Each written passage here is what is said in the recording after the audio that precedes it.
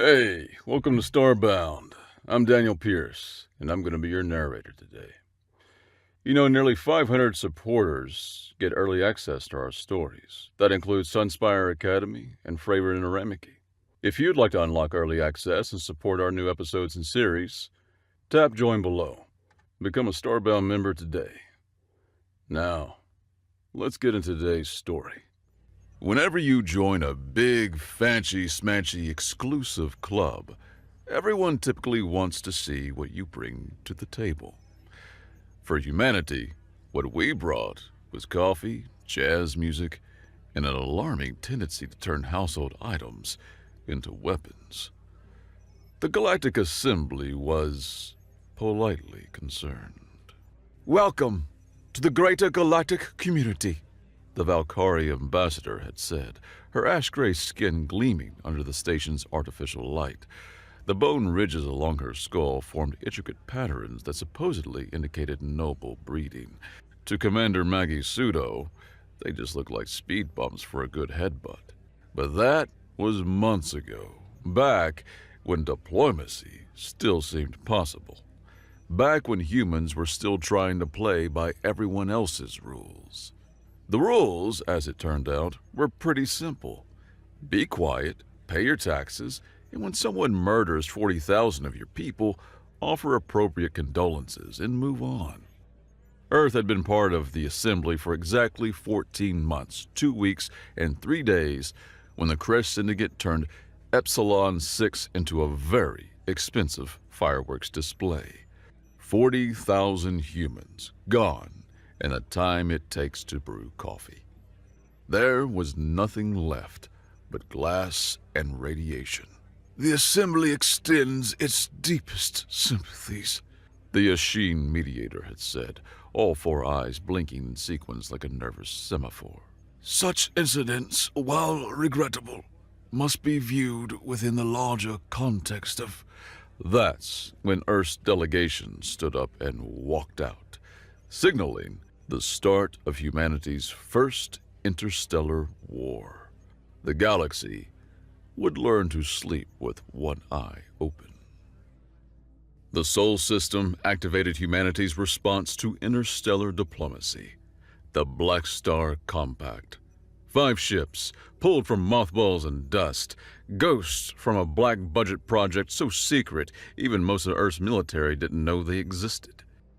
Each one a love letter written with recycled alien hull plating and Earth's particular brand of creative problem-solving, designed in the paranoid years after first contact when humanity wondered if their new galactic neighbors might not be as friendly as they seemed.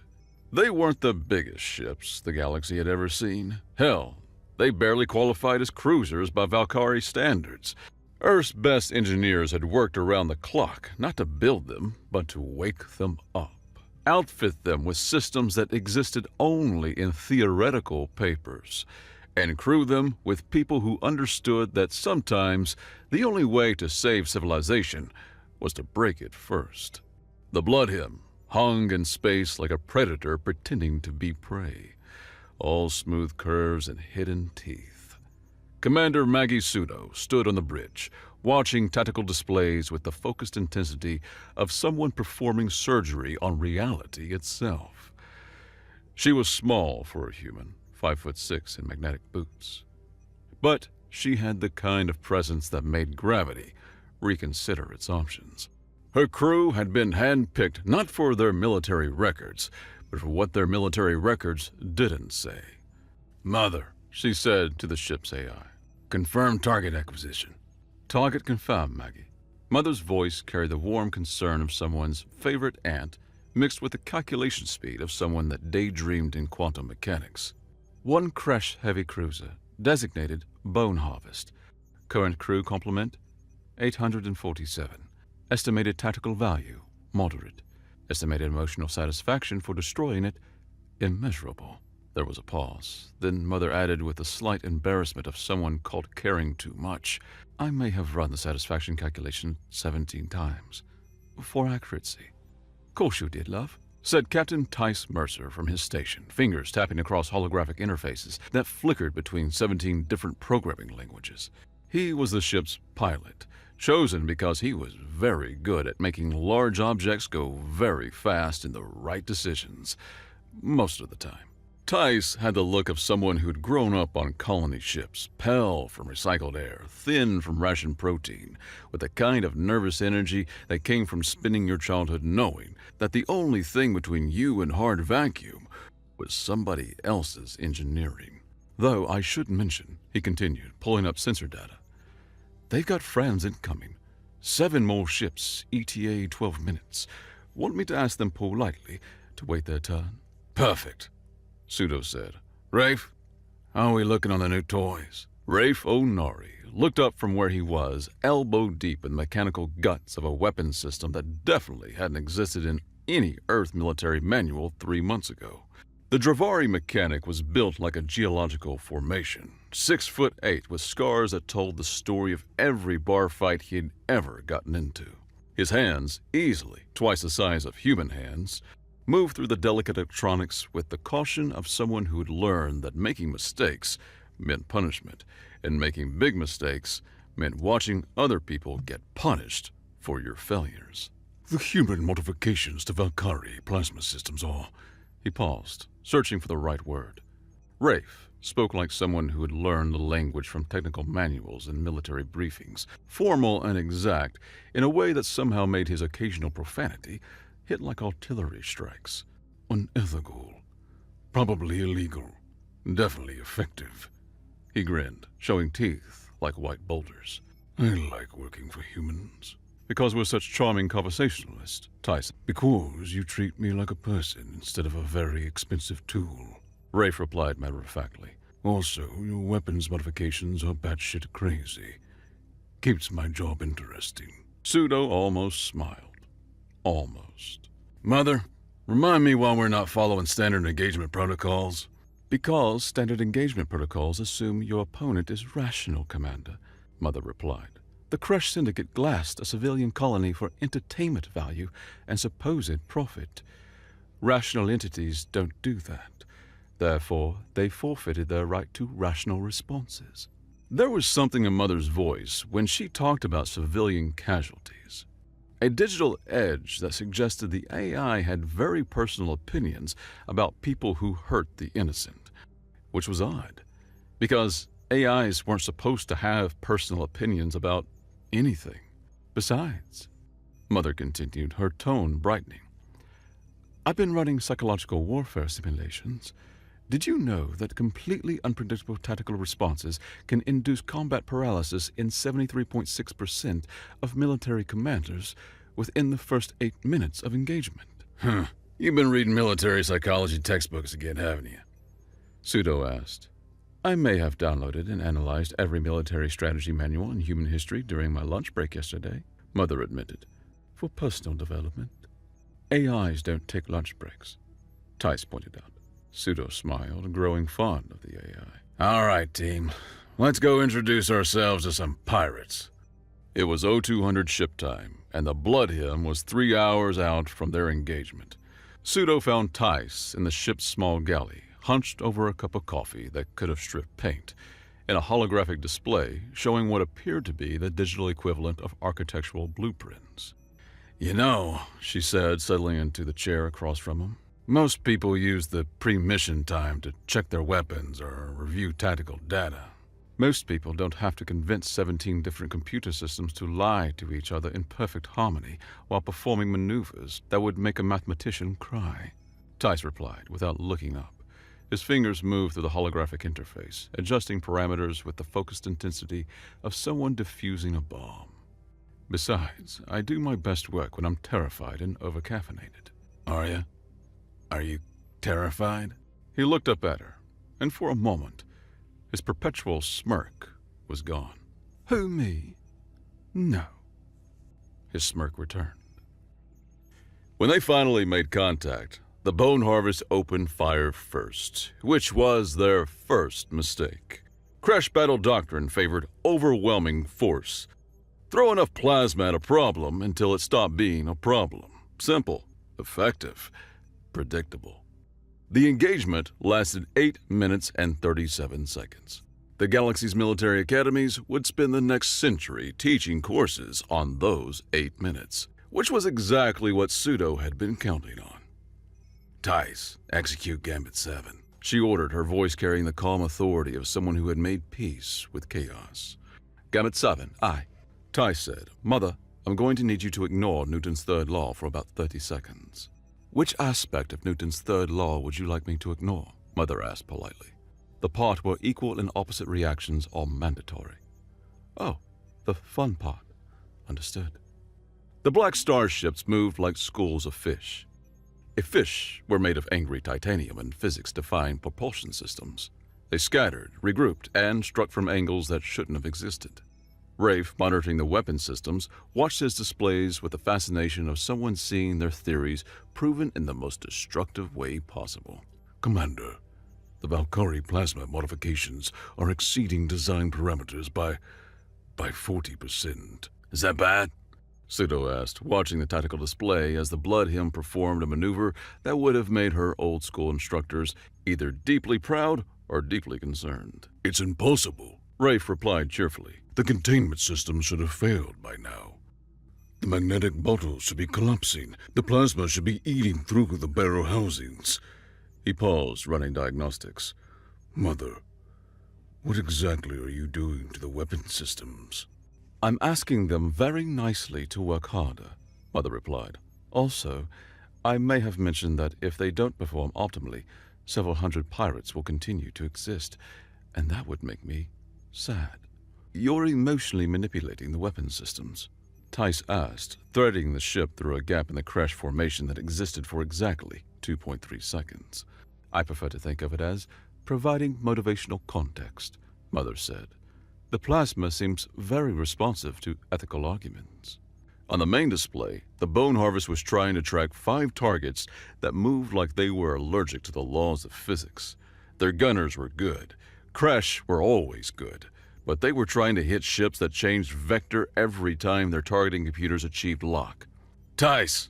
Pseudo called out as they rolled through a maneuver that made the inertial dampeners file formal complaints. "Remind me why we're not dead." "Because I asked Mother to ignore several fundamental constants," Tice replied, sweat beading on his forehead as he juggled 17 different system overrides simultaneously. "Also, I may have lied to the targeting computers about our mass velocity and general relationship with space-time. Digital warfare is cheating," Mother observed with satisfaction. "I approve." "How exactly do you lie to a targeting computer?" Rafe asked, genuinely curious. "You tell it that we're a small asteroid with delusions of grandeur," Tice explained, fingers flying across holographic interfaces. "Then you convince its friends that we're actually a sensor ghost caused by solar interference. Then you make them all argue about it while we shoot them." The Blood Hymn slipped under the Kresh cruiser's firing arc like a blade finding the gap in armor. Pseudo studied the tactical display with the cold calculation of someone solving a 3-dimensional puzzle where the wrong answer meant death. "Rafe, I need your maximum yield on the forward batteries." "You'll have it, Commander. Though I should mention, we're about to violate several international treaties regarding weapon modifications." "Good thing we're not on Earth," Pseudo replied. "Mother, target their primary reactor coupling. I want to see some lethal accuracy." "Understood. Though I feel I should point out that what we're about to do is not technically surgery. Surgery implies an attempt to preserve the patient. The weapon that struck the Bone Harvest wasn't technically supposed to exist. It was a human-modified Yashin torpedo warhead wrapped in Valkyrie armor-piercing technology, guided by an AI that had very personal opinions about people who murdered civilians, and powered by Rafe's borderline insane modifications to the magnetic containment systems. The Bone Harvest didn't explode so much as suddenly remember it was supposed to be expanding gas and regret. "Well," Tice said in the sudden silence, "that was deeply therapeutic." "For you, maybe," Rafe muttered, watching his engineering displays. "I think I just broke 3 laws of physics and possibly 1 law of thermodynamics." "The laws of physics are more like guidelines anyway," Mother said consolingly. "Also, we have reinforcements incoming." 7 minutes later, the 7 incoming Kresh reinforcements found themselves facing a tactical problem. Their target wasn't there anymore. The blood hymn had vanished like a magic trick performed by someone with advanced degrees in theoretical physics and applied violence. They were still trying to figure out where it had gone when it had reappeared behind them, flanked by the other 4 Black Star ships, and politely suggested they surrender. The conversation was brief and conducted entirely through weapons lock indicators. 6 of them did. The 7th decided to run. "Let it go," Pseudo ordered, watching the fleeing ship on her display. "Someone needs to tell the story." "Should we make sure they get the details right?" Tice asked. "Oh, I've taken care of that," Mother said brightly. "I may have transmitted our complete tactical readout to their communication systems, along with my performance review of their combat effectiveness, and a recipe for human chocolate chip cookies." "Cookies?" Rafe asked. "I thought it would be a nice diplomatic touch," Mother explained. "Also, I included a note suggesting that if they're going to continue their chosen profession, they might consider targeting people who actually deserve it." Pseudo allowed herself a small smile. "Any responses?" "The ship's AI sent back a message asking for clarification on the cookie recipe," Mother reported. "Apparently, they don't have vanilla extract in Kresh space." "Whoa," Tice observed. "It's disturbingly weird." The recording went out on every frequency, to every stream, translated into every language the galaxy had ever catalogued, and a few it hadn't. This was humanity's debut as a powerful force in interstellar war. It was 8 minutes of humans doing violent things to people who absolutely deserved it, narrated by an AI with the bedside manner of someone's favorite teacher and the moral flexibility of a tactical nuclear weapon. The Valkyrie High Command watched it 17 times. The Teleron Corporate Council watched it once, then spent the next 6 hours in emergency session calculating profit margins on surrender. The Ashin Collective watched it through their 4 eyes and saw patterns that made their precognitive algorithms crash. But it was what happened after the recording that really got everyone's attention. Kresh Syndicate Stronghold started surrendering before the Black Star ships even arrived. Admiral Vextai of the Valkyrie First Fleet hadn't slept in 4 days. This was unusual for several reasons, not least of which was that the Valkyrie were biologically incapable of insomnia. Their neural architecture simply didn't allow for it. And yet, here he was, staring at tactical reports at 0300 ship time, trying to understand how humans had managed to destroy a forfeited asteroid using nothing but creative engineering and what appeared to be weaponized mathematics. "Sir?" His aide ventured, approaching the Admiral's quarters with the careful steps of someone navigating a minefield. "Perhaps you should rest. With respect, it was one engagement against pirates." Vextai looked up from his displays, and his aide stepped back involuntarily. The Admiral's eyes held something the aide had never seen before. The look of someone who had glimpsed at something that shouldn't exist. "It's not an engagement," Vextai said, his voice raspy from days without proper rest. "They didn't fight the Kresh. They intimidated them. They solved them like a puzzle, like a problem that needed to be eliminated from the equation." He gestured helplessly at the tactical display, where red markers showed the 17 Kresh positions that had fallen in the past week. The humans hadn't conquered them. Conquest implied occupation. They'd simply erased them from relevance. "That is not how war is waged," Vextai continued, his voice dropping to a whisper. "That is how gods prune inconvenient creations. We wage war with honor, with codes, with rituals that give meaning to violence. They wage war like forces of nature, like entropy, given direction and purpose." "Sir, what do you mean?" "I dream of humans. Vextai said quietly. Small, soft creatures that move like predators and think like prey, until the moment they decide to think like predators. Then they move like nothing we've ever seen before. Like something that doesn't belong in our universe but has decided to rearrange it anyway. 3 systems away, Teleron CEO Quintar was having similar problems with sleep, made worse by the fact that Telerons naturally only slept 2 hours per cycle. Now, he couldn't manage even that. His species had evolved from corporate mergers, literally. Their entire civilization was built on the principle that everything had a price, everything had a margin, and everything could be optimized for profit. Humans, it turned out, were very bad at being optimized for anything except winning. The Kresh were our primary enforcers for the Outer Rim territories, his financial advisor reported, her plastic-smooth features betraying no emotion. With them, our protection racket margins are down 17%. Shut it down, Quintar said. All of it. Every connection to the syndicates, every backdoor arrangement, every quiet understanding. Burn the records. Sir? Humans don't negotiate. They don't accept partial solutions. They don't do business. He pulled up the recording again, watching the blood hymn before maneuvers that made his actuarial software weep.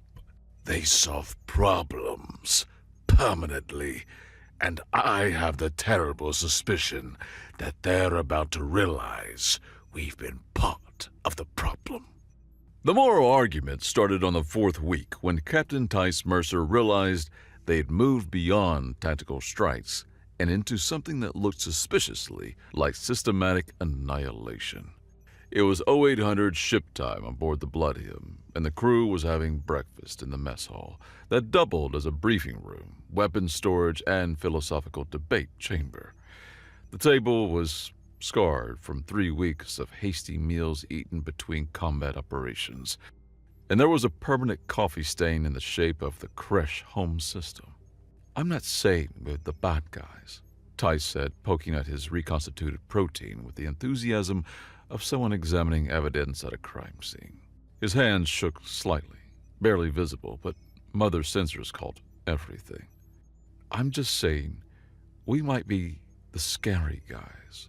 Rafe looked up from his own meal, something involving more spices than strictly necessary, and enough heat to sterilize medical equipment. The Dravari had adapted to human food with the enthusiasm of someone who had spent 17 years eating whatever the Valkyrie considered adequate nutrition for industrial equipment.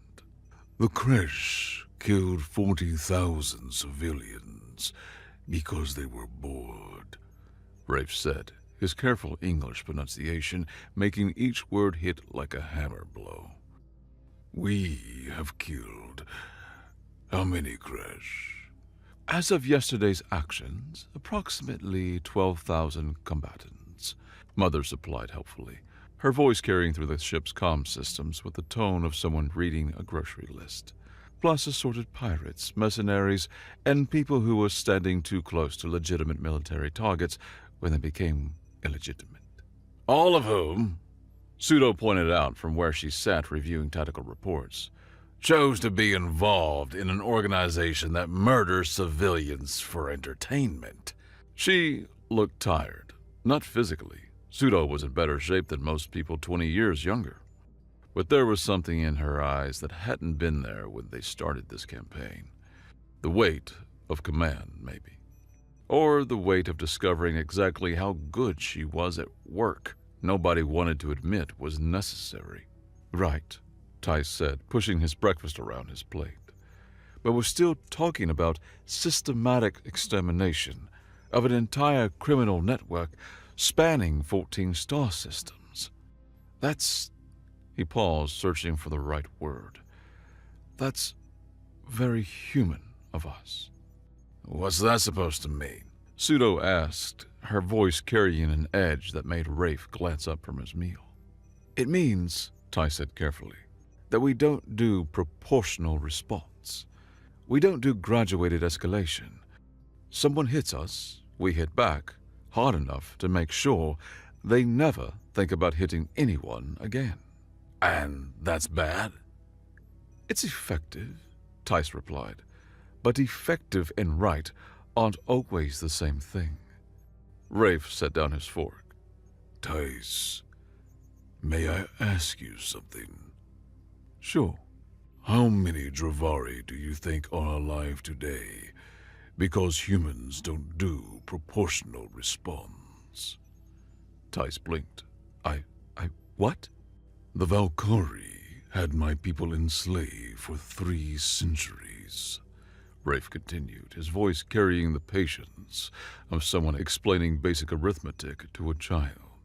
3 centuries of proportional response to Dravari resistance. A few rebels would sabotage equipment, so they'd execute a few rebels. A work crew would slow production, so they'd reduce food rations for the crew. Always proportional. Always measured.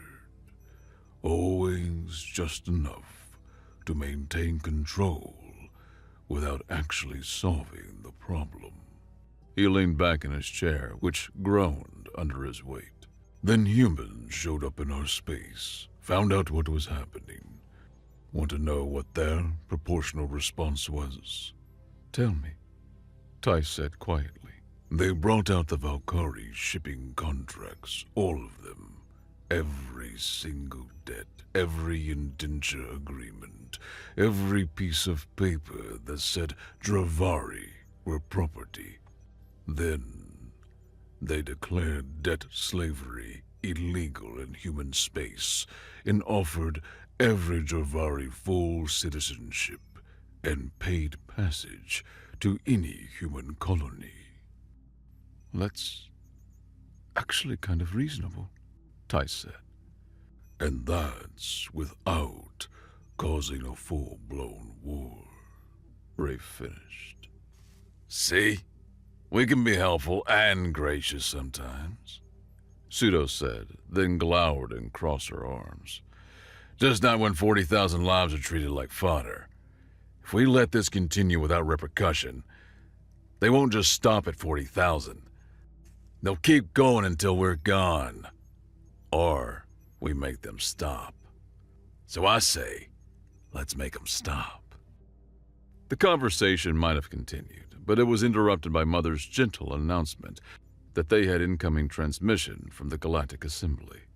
The holographic display shimmered to life, revealing the familiar features of Assembly Prime Minister Jalthek, a Yashin whose 4 eyes were currently expressing what they could charitably be called diplomatic concern. Commander Pseudo, the Prime Minister began. The Assembly wishes to express its appreciation for your efforts to address the Kresh situation. However, we feel that perhaps the scope of your response has exceeded appropriate parameters. Pseudo leaned back in her chair, fingers steepled. When she spoke, her voice carried the flat professional tone she'd used during her military tribunals. Prime Minister, I'm curious about something. When the Kresh glassed Epsilon 6, what was the Assembly's estimated timeline for bringing them to justice? The Assembly operates under protocols that... How long, Prime Minister? A pause. The 4-eyed alien's expression shifted through what might have been embarrassment. Provisional estimates suggested a resolution within 18 to 24 months, pending proper committee review and resource allocation. I see. And how long has it taken us to reduce their operational capacity by 87%? 23 days, Mother supplied cheerfully. 23 days, Pseudo repeated. Prime Minister, with all due respect, your timeline was shit. The silence stretched across the light years. Furthermore, Pseudo continued, I noticed that your appropriate parameters didn't seem to include preventing the massacre in the first place. Tell me, what exactly would have constituted an appropriate response to the murder of 40,000 civilians? Commander, the Assembly has established procedures.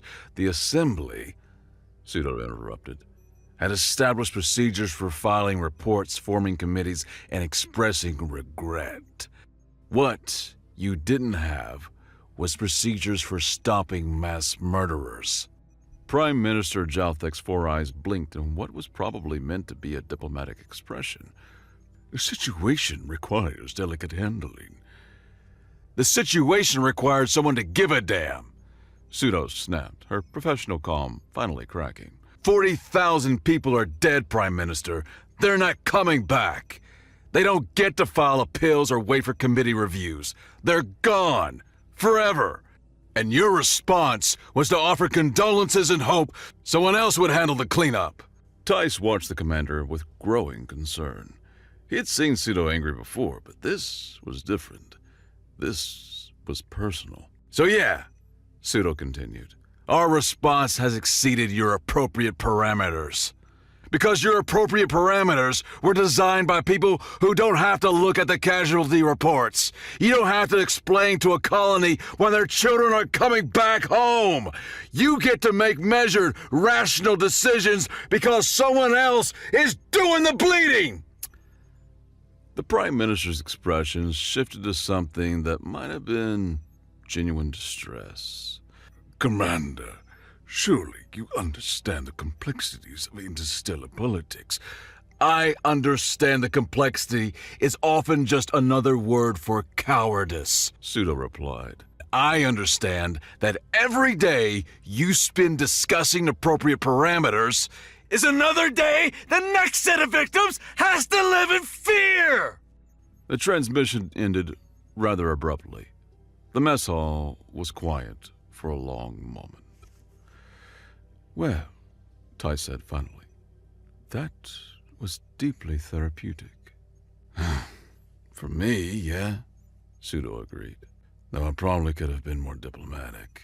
Diplomacy, Rafe observed, is what got 40,000 people killed in the first place. The Teleron connection came to light through the sort of intelligence work that would have made professional spies either deeply impressed or deeply disturbed, depending on their feelings about creative interpretation of privacy laws. Tice had spent 3 days diving through corporate data networks like a digital archaeologist, following financial transactions through 17 layers of shell companies and holding corporations. What he found was a paper trail that connected the Teleron corporate interest to Kresh syndicate operations through a web of contracts, protection agreements, and what could only be described as a subscription service for organized violence. The crew was gathered in what had become the ship's formal briefing room, but had evolved into something more like a war council chamber. The walls were covered with holographic displays, showing financial networks, trade routes, and what appeared to be an organizational chart of galactic-scale criminality. They've been funding pirate raids for 30 years. Tice reported, his voice carrying the particular exhaustion of someone who had spent days staring at other people's evil. Not just the Kresh, 17 different syndicates across 43 star systems. It's not random violence, it's economic policy. They destabilize trade routes, then offer protection services at premium rates. Rafe's expression darkened, his scarred hands clenching unconsciously. My homeworld was raided by Kresh pirates 7 years ago. 17,000 Dravari enslaved. The Telerons offered to negotiate ransom terms. For a modest commission, Mother added with the kind of digital disgust that made the ship's lights flicker. Pseudo studied the data streams flowing across the holographic display, her tactical mind already working through the possibilities. So, they're not just enablers, they're architects. Yes, Tice said, leaning back in his chair with a hollow look of someone who had seen too much. And they're about to discover that humans have very strong opinions about architects who design their buildings out of other people's graves. The plan they came up with was elegant in its simplicity and absolutely horrifying in its implications. They would stage a false flag attack on a Teleron commercial facility, make it look like Kresh retaliation for lost syndicate revenue. The Telerons would be forced to call for assembly protection, revealing their illegal operations in the process. It was Tice who raised the moral objection. "There are civilians on that station," he said, pulling up the facility specifications. His voice was carefully controlled, the way it got when he was trying not to think about transport capacity calculations. "Teleron civilians, but still." 237, Mother confirmed. "Mostly corporate administrations and service personnel. Also 14 children in the family quarters." "Children," Rafe said quietly, and something in his voice made everyone look at him. "How old?" "Youngest is 6 months," Mother replied. "Oldest is 11 years, 4 months." The silence stretched uncomfortably. "We evacuate them first," Pseudo said finally.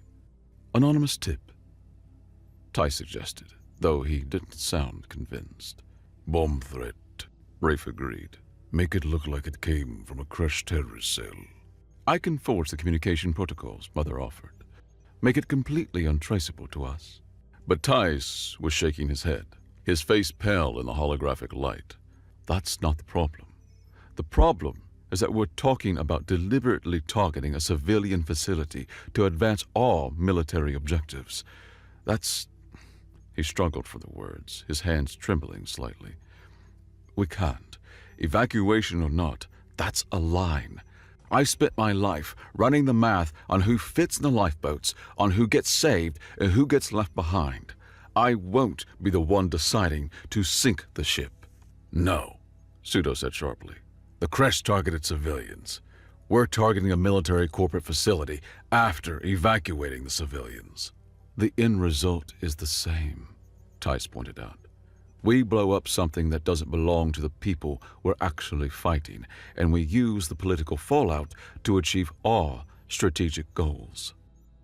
Rafe was quiet for a long moment, staring at the holographic display showing the Teleron station. When he spoke, his voice carried the weight of someone who had lived on the receiving end of other people's strategic calculations. "Tice, may I tell you about the day my world was raided?" "If you want to." "I was working the night shift at the mining facility, third-level maintenance on the heavy extractors. The pirates hit at dawn, always hit at dawn, when the defensive crews are changing shifts." Rafe's voice was steady, matter-of-fact.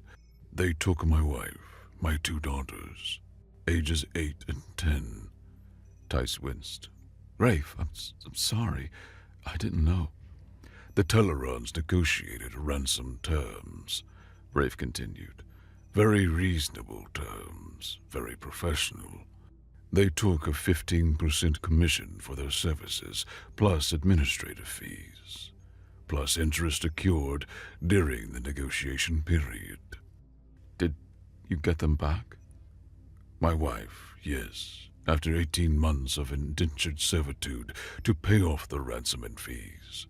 My daughters, the Telerons explained that children adapt better to new environments, more efficient to sell them to permanent contracts." The horror of understanding hit Tice like a physical blow. They sold your children." "Business decision," Rafe said with carefully controlled rage. "Nothing personal. Just optimizing for maximum profit margins." Pseudo was watching Rafe with the expression of someone watching a bomb countdown timer. "What happened to your daughters?" "Don't know. The Teleron's files were very thorough about the financial transactions, but they didn't bother tracking the merchandise after sale." Rafe's voice was conversational, almost friendly. "But I know who has the records. The same people who are sitting in that station, managing that portfolio of human misery." "So you're saying we should do it?" Ty said quietly. "I'm saying," Rafe replied. That the Tellerons have spent 30 years turning other people's children into profit margins. Maybe it's time someone return the favor. Mother's voice drifted through the comm system, carrying a note of digital thoughtfulness. I have a suggestion. Let's hear it, Pseudo said. What if we don't just evacuate the civilians? What if we rescue them? Meaning? Meaning the station is destroyed by Kresh terrorist action, but every single person on board is mysteriously rescued by an anonymous humanitarian vessel that happened to be in the area. Mother's voice brightened with the enthusiasm of someone solving a particularly elegant puzzle. The Tellerons get their political crisis, we get our intelligence breakthrough, and nobody dies who doesn't deserve it. Can you pull that off? Tice asked. I've been analyzing Telleron corporate communication protocols for the past 6 hours, Mother replied. Their security is adequate for keeping out criminals, but it's not designed to stop someone who thinks like a protective parent with unlimited processing power and severe abandonment issues. Do it, Pseudo ordered. But I want 0 casualties among the civilians. 0. Understood, Mother said. Though I should mention, once we pull this off, we're going to be in uncharted territory. The Assembly will know that someone is conducting false flag operations. Let them know, Pseudo replied. Maybe it'll give them something to think about besides committee meetings and appropriate parameters. They spent 3 hours working out the details, another 2 hours double-checking the evacuation protocols, and exactly 17 minutes executing an operation that would result in the total collapse of the Telleron Corporate Council's political legitimacy. The rescue ships arrived at the station at 1340 local time, responding to an anonymous distress call about imminent terrorist action. Every civilian was evacuated in 11 minutes. Tice made sure of that. The bomb went off at 1347 station time, turning the Telleron commercial hub at Kepler's Edge into expanding plasma and very expensive regret. By that time, every single civilian had been evacuated, including the 6-month-old infant who slept through the entire operation. 0 casualties, maximum political damage. The Telleron response was exactly what they'd predicted. An immediate call for Assembly intervention, followed by detailed intelligence briefings on Kresh capabilities, funding sources, and operational parameters. Intelligence that revealed in excruciating detail exactly how the Tellerons had been manipulating galactic security for their own profit for 3 decades. Well, Tice said, watching the political scandal unfold across the galaxy's news networks, that's going to leave a mark. Good, Rafe said quietly. Maybe now some other father won't have to explain to his children why the people who were supposed to protect them decided profit was more important. Any regrets? Pseudo asked. Ty considered the question seriously. Ask me in 10 years, when we see what grows in the hole we just blew in galactic politics. I can tell you what grows, Rafe said. Something better. Something that doesn't treat people as line items in a budget report. From your mouth to the universe's ears, Mother said softly. Dr. Meltai was the Galactic Assembly's leading expert in xenopsychology, which meant she spent most of her time explaining why different species did inexplicable things to each other.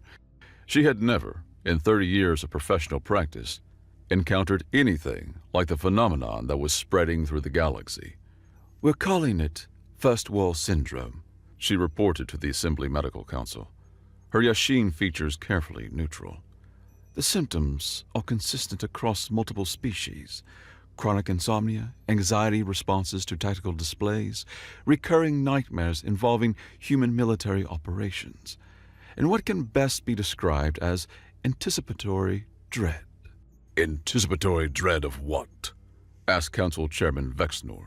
Of what humans will do next, Meltai replied.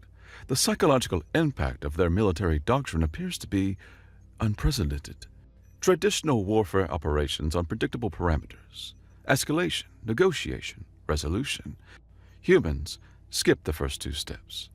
She pulled up holographic displays showing psychological evaluation data from across the assembly.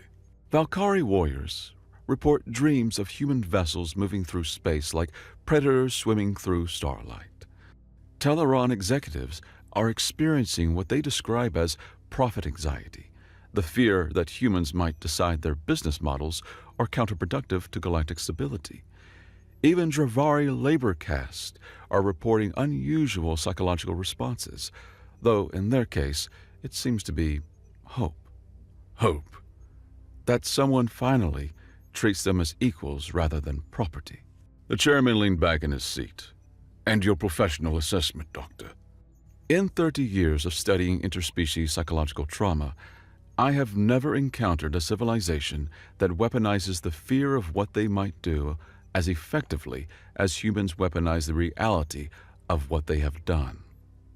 She paused, then added quietly, "We're all afraid to go to sleep because we're afraid of what humans might accomplish while we're not watching." The final gambit came when the Assembly, in a rare moment of decisive action, authorized what they called a containment protocol, a joint task force of Valkyrie military assets, Teleron security contractors, and enough Kresh mercenaries to qualify as a small invasion force. Their target?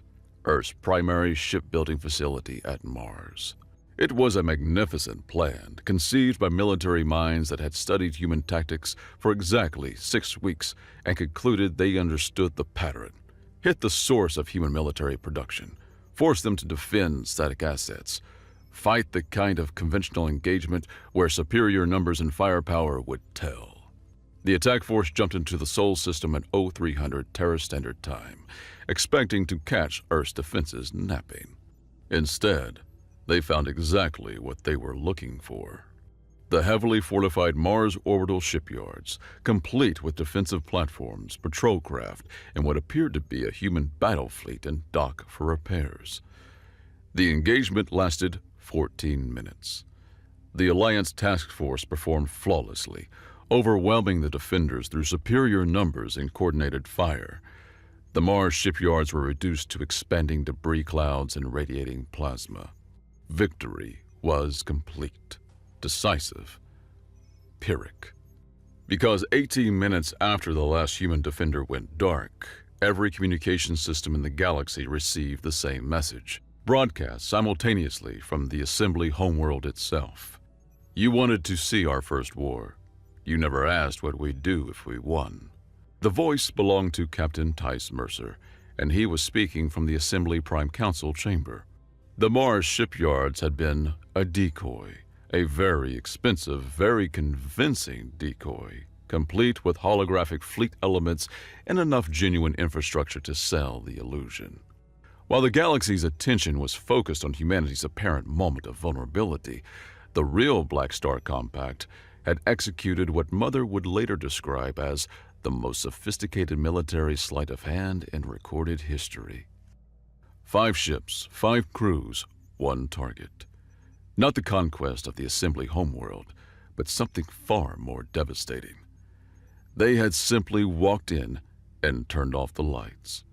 The planetary defense grid went dark in 30 seconds, not destroyed, but digitally convinced that it was having a scheduled maintenance cycle. The orbital traffic control system began playing classical music instead of routing ships. The primary government communication array started broadcasting Tice's personal collection of Earth blues music to 14 star systems.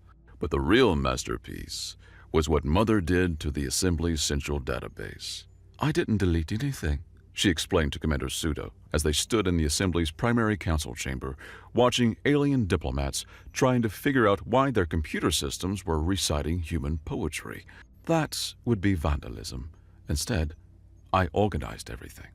Every classified file, every backdoor deal, every quiet arrangement that had kept the galaxy's power structure intact for 3 centuries was now neatly categorized, cross-referenced, and available in the public records section under the heading Things We Probably Should Have Mentioned Earlier. The Teleron Corporate Council's protection racket contracts. The Valkyrie military hierarchy's convenient blindness to syndicate operations in exchange for combat training opportunities. The Yashin Collective's information brokerage deals that had enabled everything from slavery to genocide as long as the profit margins stayed healthy. 30 years of galactic politics laid bare with the methodical thoughtfulness of someone reorganizing a library. I also took the liberty of scheduling mandatory transparency protocols for all future assembly sessions, Mother added, and I may have subscribed every government official to US Public Broadcasting Network. Did you know humans have a show about people baking cakes competitively? It's surprisingly engaging. Rafe stepped forward, his huge frame silhouetted against the holographic data streams flowing around them like digital waterfalls. He moved to one of the floating consoles. His scarred fingers typed a query. Transaction, Lot 7B Dravari Juveniles. Buyer, Teleron Organics. A file appeared, hovering in the air like an accusation made manifest. Shipping manifest. Purchase orders, a bill of sale that reduced 2 children to line items in a corporate ledger. And there, in the cold digital bureaucratic records, the name of the ship that had taken his daughters, TCS Profit Margin. His breath hitched. For the first time in 7 years, he knew where to look. He didn't say anything, but Pseudo saw his shoulders straighten, as if a weight he'd carried for years had finally been set down, replaced by something new. A map. Rafe, Pseudo asked quietly. I know where they are, He said simply. or where they were sold. The records. Mother found the records. What do you want to do about it? Rafe closed the file with deliberate care, then turned to face his human colleagues. Nothing. Not yet. First, we finish this war. Then, His smile was sharp enough to cut starlight. then I go get my daughters back. The Black Star Compact officially disbanded on a Tuesday. Commander Pseudo filed the paperwork herself, in person, at the Soul Defense Ministry. 5 ships returned to port. 5 crews scattered to the cosmic winds like seeds from a flower that had bloomed in violence and decided to try something new. Tice Mercer vanished into the digital infrastructure of 17 star systems, leaving behind only the occasional inexplicable system upgrade and what appeared to be a galaxy-wide improvement in network security protocols. Rafe Onari returned to Dravari space, where he was welcomed as a hero and immediately offered a position in the newly formed Dravari Self-Defense Corps. His first act was to design weapon systems that were, as he put it, aggressively egalitarian. Mother distributed herself across Earth's colonial networks, becoming something between a guardian angel and a very patient teacher. Colonist reports indicated that their AI systems had become notably more productive, more intuitive, and more likely to offer helpful advice during crisis situations. Commander Maggie Pseudo submitted her resignation and walked away. Some say she retired to a small farm in Montana. Others claim she opened a restaurant in the asteroid belt. The only certain thing was that whenever someone in Earth's sphere of influence found themselves facing impossible odds, solutions had a way of presenting themselves with impeccable timing. The changes were subtle at first. Valkyrie military doctrine evolved from honor-based combat to something they called practical efficiency. Pirate rates dropped by 67% in the first year after the compact disbanded, not because of increased patrols, but because no one could be entirely certain that those 5 humans weren't still out there, watching. The Teleron Corporate Council restructured their entire business model around what they termed sustainable profit margins, which was a euphemistic way of saying they were afraid to do anything that might be interpreted as hostile to civilian populations. The Yashin Collective became noticeably more helpful in their information brokerage, offering free early warning systems for pirate activity and what appeared to be a complimentary threat assessment service for small colonies. The Dravari ended 3 centuries of indentured servitude in 18 months, citing improved interspecies cooperation and access to advanced defensive technologies. No one asked where the technology came from. But the most significant change was in the children. Across the galaxy, in nurseries and schools and family gatherings, a new bedtime story began to circulate. It was about small, soft creatures who lived near a yellow star and had decided that the universe needed better management. The story changed in each telling. Sometimes the humans were 10 feet tall and breathed fire. Sometimes they were invisible and moved through space without ships. Sometimes they were made of pure mathematics and righteous anger. But every version ended the same way, and that was just their first war. The children would ask, "What happened next?" And their parents would say, "No one knows." They went quiet, and the galaxy learned to sleep with one eye open.